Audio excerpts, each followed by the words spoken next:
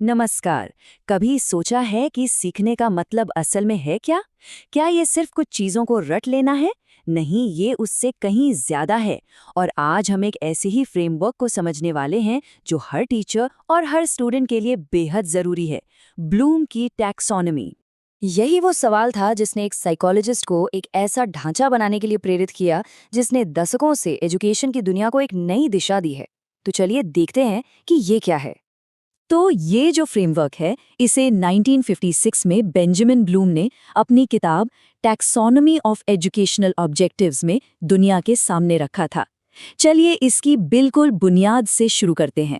Bloom ने सीखने को यानी लर्निंग को 3 बड़े हिस्सों में बांटा, जिन्हें डोमेन कहते हैं। और यही 3 डोमेन उनके पूरे फ्रेमवर्क का आधार हैं, ठीक वैसे ही जैसे किसी बिल्डिंग के पिलर्स होते हैं।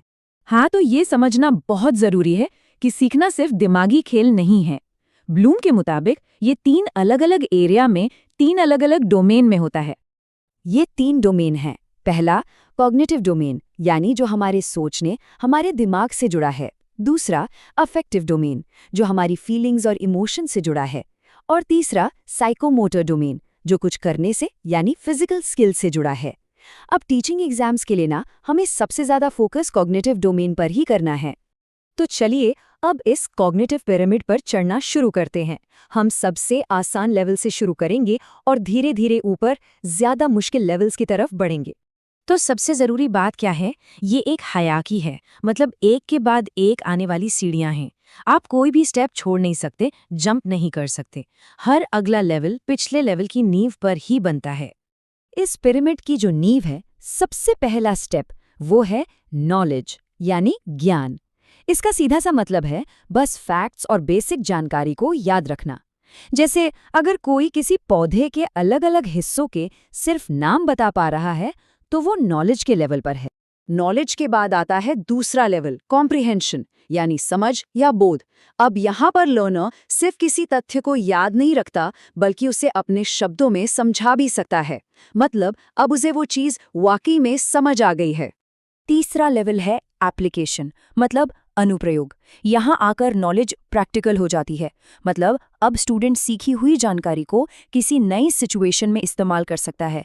जैसे मैथ्स का कोई फॉर्मूला सीखा और फिर उससे एक नया सवाल हल कर दिया। तो अब हम पिरामिड के टॉप हाफ पर पहुंच रहे हैं। ये हैं हायर ऑर्डर थिंकिंग स्किल्स। यहीं पर असली क्रिटिकल थिंकिंग शुरू होती है। चौथा लेवल है एनालिसिस यानी विश्लेषण। इसका मतलब है किसी भी जानकारी को छोटे छोटे हिस्सों में तोड़कर देखना और ये समझना कि ये हिस्से एक दूसरे से कैसे जुड़े हुए हैं। जैसे किसी फैसले के फायदे और नुकसान दोनों को अलग अलग करके देखना। अब एनालिसिस और सिंथेसिस में एक बहुत मजेदार फर्क है और ये समझना जरूरी है। एनालिसिस का मतलब है किसी बड़ी चीज को तोड़कर उसके पुर्जे अलग अलग करना, और सिंथेसिस का मतलब है अलग अलग पुर्जों को जोड़कर कुछ नया बना देना। तो एनालिसिस की ठीक बाद आता है सिंथेसिस यानी संश्लेषण।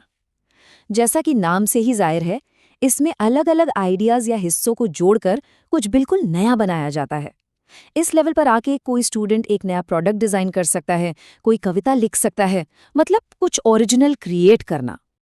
और अब हम पहुंचते हैं ओरिजिनल पिरामिड के सबसे ऊंचे लेवल पर, इवैल्यूएशन यानी मूल्यांकन। यहां पर आकर कोई भी इंसान किसी भी चीज के बारे में अपना जजमेंट दे सकता है, फैसला ले सकता है और उसे सबूतों के साथ सही या गलत ठहरा सकता है। तो अब सवाल ये उठता है कि ये सब जानने से, इस पिरामिड को समझने से सीटेट, यूपीटेट या नेट जैसे एग्जाम्स में क्या फायदा होगा? ये वहां कैसे काम आएगा? देखिए, ये एक ऐसा टॉपिक है जो लगभग हर टीचिंग एग्जाम में अलग अलग शिफ्ट में बार बार पूछा जाता है।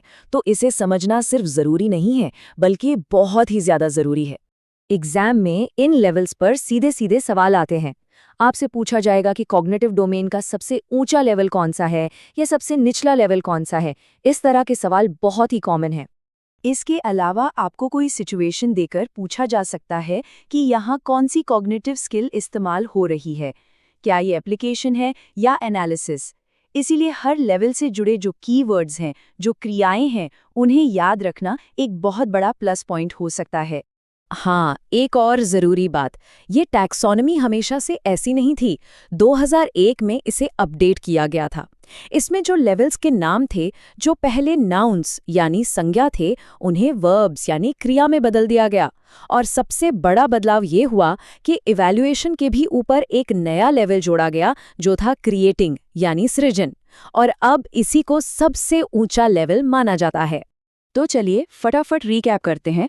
ब्लूम की टैक्सोनॉमी में 3 डोमेन हैं: कॉग्निटिव, अफेक्टिव और साइकोमोटर। कॉग्निटिव डोमेन में 6 लेवल हैं, जो एक सीढ़ी की तरह है। ये सिंपल याद रखने से शुरू होकर मुश्किल चीजें बनाने तक जाते हैं। और इस हायरार्की को समझना एग्जाम के सवालों को सॉल्व करने के लिए बेहद जरूरी है। तो अब जब भी पढ़ाई करें या किसी को पढ़ाएं तो इस पिरामिड के बारे में ज़रूर सोचें। ये सवाल करें कि सीखने के किस लेवल पर हैं।